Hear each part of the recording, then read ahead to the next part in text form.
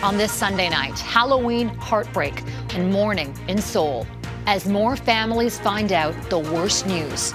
There's so many people. First-hand accounts of a celebration that turned into a stampede. Brazil's polarizing presidential runoff now in the hands of voters. Emotions run high on Election Day. ER wait times costing lives. These are people who are dying while waiting to be assessed to see what care they need. Addressing the health human resource crisis. And sugar high. Nope, not a trick at the cash register. Why Halloween treats now cost more. Global National with Farah Nasser. Good evening. Thank you for joining us. There is deep grief in South Korea tonight. Residents there are now waking up on a Monday morning to a national period of mourning. At least 154 people are now confirmed dead after a crowd surge in a popular area of Seoul on a busy Saturday night. Young party-goers, some still in their teens, had been out celebrating Halloween, but the crowd quickly grew out of control. Waves are coming in from both sides, and more people fell, and then I lost my friend. Lives changed in an instant. Parents waited in agony to find out if their children were among the dead. Most were young women. 20 of the victims were foreign nationals. One Canadian was injured in the chaos. Dan Spector has our top story tonight on a nation searching for answers. But before we begin, a warning. Some of the images here are quite graphic. It was supposed to be an exuberant Halloween bash in Seoul's main nightlife district, but as tens of thousands packed in to join the party, Itaewon became a scene of true horror. Dozens of mostly young people killed, crushed to death, or suffocated. Authorities saying 80% were in their 20s or 30s. There's so many people, and I had to turn around and I told the crowd, "You can't come this way. People are dying." Panicked people trapped in the neighborhood's narrow alleys tried to claw their way up to get out. Making matters worse, first responders had to battle through the same crowds just to get in. Some revelers were left to try to save their friends' lives, perform CPR in the streets. Others were oblivious. The music was too loud, but we heard someone screaming. And then someone from around, they said, there is people dying there. Korean officials are investigating how it unfolded. Crowd control experts point to this being the country's first big Halloween party after years of strict COVID restrictions. There's a lot more people in places of public assembly than before, and fewer trained staff to cater for the safety. Sunday Seoul streets were littered with grim evidence of the trauma, some paying tribute to those who lost their lives. South Korea's president touring the scene, expressing condolences and saying it never should have happened. It always starts with, what is the area, what are the approach routes, what is the safe holding capacity, and if it starts to exceed that, how do we prevent a crush developing? World leaders, including Prime Minister Trudeau, extending sympathies. At this Korean church in Ottawa, parishioners praying for the victims. There are more than 200,000 Korean Canadians, many familiar with where the chaos unfolded. Along with their sorrow, anger. There should have been a better crowd control because people knew that this was going to be the crowded area. So many Canadians among those around the world wondering how something like this can happen and how to make sure nothing like it ever happens again. Dan Spector, Global News, Ottawa. People travel to Seoul from all over the world to celebrate Halloween in Itaewon. The district is hugely popular with locals and tourists, known for its nightlife and teeming with bars and trendy restaurants. It's one of Seoul's busiest areas. Seoul itself is a massive city with a population of nearly 10 million people. The city's population density is almost twice that of New York. Frantic rescue efforts are ongoing in western India after a suspension bridge collapsed, killing at least 81 people. As many as 400 people were on the bridge at the time when they plunged into the river below. Footage shows survivors clinging to ropes as night fell, others swimming and scrambling to safety. There are calls for an immediate investigation into the collapse. The 230-meter bridge is a huge tourist attraction. It was built over 100 years ago, but only just reopened after undergoing repairs. At least 100 people were killed after 2 car bombs struck a busy market in Somalia's capital, Mogadishu. The first bomb hit the Ministry of Education building on Saturday, and then the second went off as ambulances arrived at the scene. Now, no group has claimed responsibility, but Somalia's president says the al-Qaeda-linked al-Shabaab terror group's to blame. Hundreds of people were injured, and the number of dead is also expected to rise. To the war in Ukraine now. Russia has pulled out of the UN-brokered deal that ensured grain exports could leave Ukraine's ports. Як Росія може бути серед інших. In his nightly address, Ukraine's President Volodymyr Zelensky accused Russia of deliberately creating global famine and called their decision predictable. Moscow says the move was in response to a recent drone strike on its Black Sea fleet in Crimea, blaming it on Ukraine. Hundreds of ships are now stranded, unable to continue their passage. The UN says it will attempt to revive the deal. To breaking news now, Brazil has a new leader following what's been a bitterly contested election to pick the country's next president. According to the latest polls, former President Luiz Inacio Lula da Silva has won the race, denying far-right incumbent Jair Bolsonaro a second term. As Mike Armstrong reports, the election was extremely tense and serves as a referendum on two very different visions for Brazil's future. It is one of the biggest countries in the world by population, and voting is compulsory. When Brazilians go to the polls, it's a lot of people. About 156 million were eligible to punch their choice for president into the country's electronic voting machines. In the Amazon, it meant moving voting machines in by boat. She says there's no road, so they have to follow the river, so no one's left out. Brazil had more than 470,000 polling stations spread all throughout the country. It also had voters around the globe. These are expats casting ballots in Paris Sunday. This is Lisbon in Portugal. And this is Montreal, where about 8,000 passed through. The process for this runoff election took about an hour. That's considerably less than the 4 to 6 hours the first round voting took in Montreal just 4 weeks ago. I know it's a lot, but it's very important to me to vote. Well, that electronic voting system meant there wasn't prolonged suspense. Within less than 3 hours of the polls closing, former President Luiz Inacio Lula da Silva had built up an insurmountable lead, albeit razor thin. It'll be just over 1%.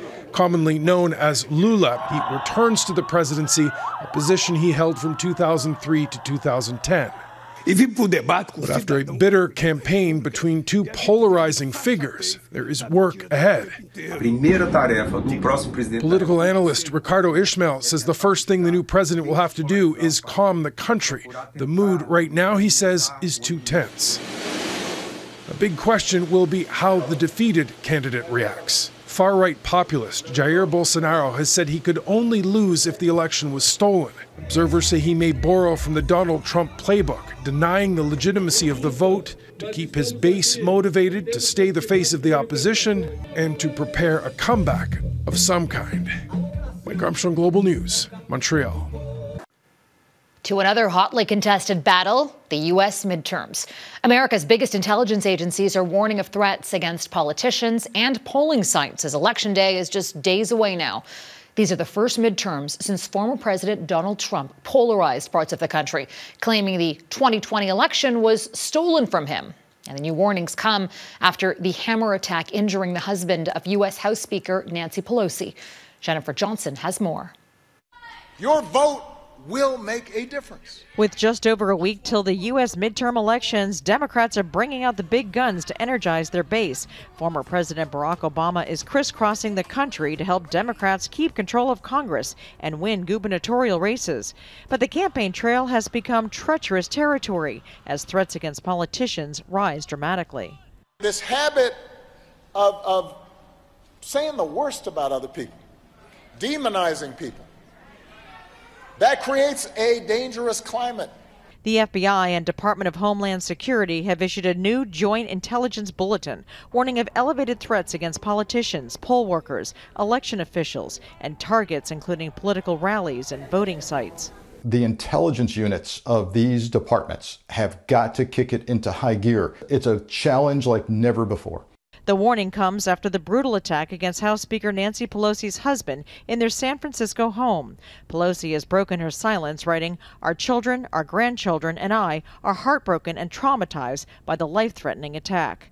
But it's not just the Pelosis. Last week, a Pennsylvania man pleaded guilty to threatening to kill California Congressman Eric Swalwell. Election workers are also being targeted, including Leslie Hoffman in Arizona, who quit her job after threats following the 2020 election. There was stuff on Facebook, a lot of emails, things like, we have you now, we have proof, better watch your back, you should be hung. In most states, early voting has already begun. U.S. President Joe Biden is among 20 million people to have cast ballots. But tensions are high. Armed and masked so-called poll monitors have been seen in Phoenix patrolling ballot drop-off boxes. It is unacceptable behavior. It's undemocratic, and we all need to work together to ensure that this is a safe and secure election. A federal judge has ruled the armed enforcers have a constitutional right to be there, while acknowledging their actions raise serious concerns. For many Americans on edge, this election can't come soon enough. Jennifer Johnson, Global News, Washington. And we're learning more about the Canadian suspect accused of attacking Paul Pelosi. 42-year-old David DePape carried zip ties as he broke into the couple's home on Friday night. DePape was born in Canada and he grew up in Powell River, British Columbia. Police say the attack wasn't random and say DePape supported several conspiracy theories in online posts. DePape will be charged on Monday. He's been arrested on suspicion of attempted murder, elder abuse, and burglary. Coming up, doctors sound the alarm about life-threatening ER wait times.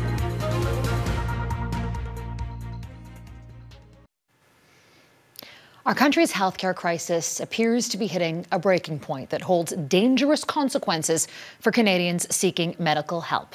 You or someone you know has likely waited an unusually long time inside an emergency room to get desperately needed care. As Heather Yurex West reports, that amount of time has not only put people at risk, it's already left some to die. Back in June, Kim Hodgson Cramp's daughter became incredibly sick. A temperature of 105, her breathing like I watched her whole body work with every breath. I was terrified as a parent. 6-year-old Kavanaugh was first treated at an Edmonton Community Health Center. And while an ambulance was then called to bring her to the Stollery Children's Hospital, it would take 33 hours before it got there. By the time we got to Stollery, the paramedics spoke with emergency and they put us right into the waiting room with everybody else. And it was another 6 to 8 hours before we got a room. Lengthy wait times for emergency care have become all too familiar right across the country. But beyond being frustrating, those wait times are now costing lives. Last weekend, Montreal area physician Dr. Sébastien Morin shared this tragedy online. I ended my night on a patient who died in front of me with a ruptured thoracic aorta. This same patient had waited 16 hours yesterday in another hospital without being seen for his pain. He left. I couldn't do anything. He died within minutes of his arrival. It's up to patients to tell their individual stories, but I can, share that a very similar situation with different problems is happening on average once a month in this province that I'm aware of. According to Dr. Warren Thirsk, since May in Alberta alone, 7 patients have died waiting for emergency care. These are people who are dying while waiting to be assessed to see what care they need. I think that this will continue to be a problem in Canadian healthcare until we address the health human resource crisis that we're faced with right now. It's why the president of the Canadian Medical Association says the country's 13 provincial and territorial health systems need to start working together to find solutions fast. We all know that there's a crisis. What we're waiting for is action. A country-wide health crisis in need of critical care. Heather Yurex West, Global News, Calgary. Alberta's Premier Danielle Smith announced her government is exploring ways to block schools from implementing mask mandates. In a statement on Saturday, Smith claims that masking has had detrimental effects on children's mental health and education, and that they must turn the page on an extremely difficult time. Her reaction follows a judge's decision to call February's lifting of mask mandates unreasonable because it was decided by cabinet and not Alberta's chief medical officer. Smith says her government will examine appealing that ruling. Education workers in Ontario could be hitting the picket lines this Friday. The Canadian Union of Public Employees, also known as CUPE, which represents 55,000 education workers, has served the Ontario government a formal strike notice. Negotiations between the union and the province are scheduled to resume on Tuesday. Mediation talks broke down, with both sides unable to reach an agreement on wages. 2 school boards in Ontario have already said they will close schools if education workers go on a full strike. Ahead, the creepy rise in the cost of candy ahead of Hallows Eve.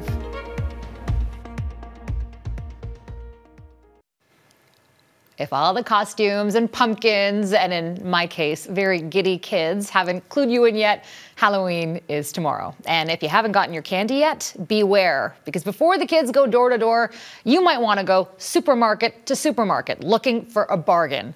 As Zach Power reports, the cost of candy is soaring. It's the day before these familiar words. Shoppers spend Sunday morning flocking from store to store looking for treats and not tricks for their wallet. I've noticed the price gone up a little bit and not much left in stores this time of year.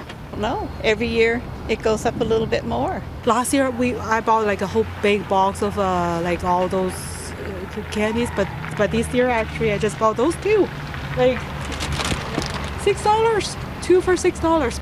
Yeah, I've noticed it's gone up some this year, about 10 or 15%. And the shoppers are right. In their report, Dalhousie University notes that the price has gone up 13%, making it the largest increase to date. A recent study finds that Canadians are spending more on treats than what they would have last year, but those numbers are still shy of pre-pandemic sales. I've been kind of buying like the party packs instead of like individually, I guess, so that's all that I've really noticed. Usually I give 2 or 3 things out, but this time I'm just kind of giving 1. For many, regardless of the price, the spirit of Halloween is still alive and well, and many kids won't go home with empty pillowcases this year. When they do come to my house, they've got to climb a large driveway, so they get a lot of treats. We're going to try to keep as much candy going as we can, of course. And so I am expecting quite a bit of kids, so that's why I'm just stocking up and buying more candy because it's kind of unknown. Zach Power, Global News, St. John. Okay, candy aside, this could be actually scary for those who love binge watching. Some bad news. The world's biggest streaming service, Netflix, is officially launching commercial breaks into some of your favorite movies and TV shows. As inflation soars, programming costs are rising. So Netflix and other streaming services like Disney Plus and Amazon Prime are, of course, looking to grow their revenue streams. And to do that, Netflix announced it will officially launch a cheaper basic plan from November 4th that includes ad breaks and an even more expensive plan without ads. There will be an average of 4 to 5 minutes of ads for each hour. Food with friends. Next, how London's newcomers are getting the support they need over lunch.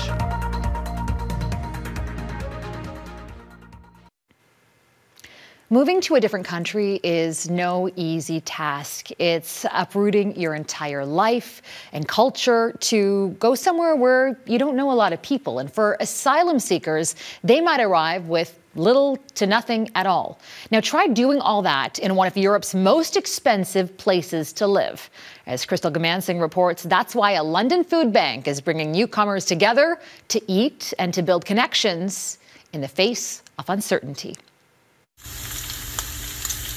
Jomana, like so many moms, can whip up a meal while juggling multiple conversations. This, especially for my country in Syria, a chicken shawarma. The mother of 4 smiles and laughs easily, clearly relishing in her role as chef at Dad's house. So we start fishing them out now? Yeah, 1 second, please. Yeah. Take this one, please, Billy.